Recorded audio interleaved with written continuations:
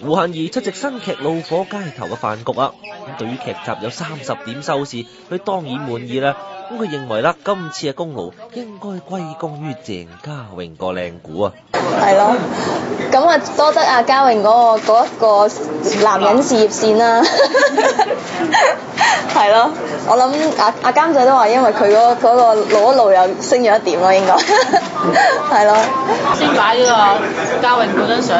嗰個其實喺 TVB 周刊嗰度 cap 出嚟嘅，咁我諗住，點都要擺佢上台吸下收視啊嘛，梗係借佢個靚股，佢個優質股，我話啲網民話佢優質股啊嘛，好似話。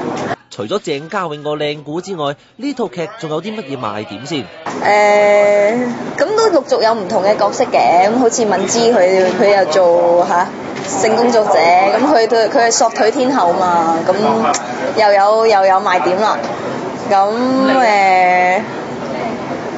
我賣我口才啊，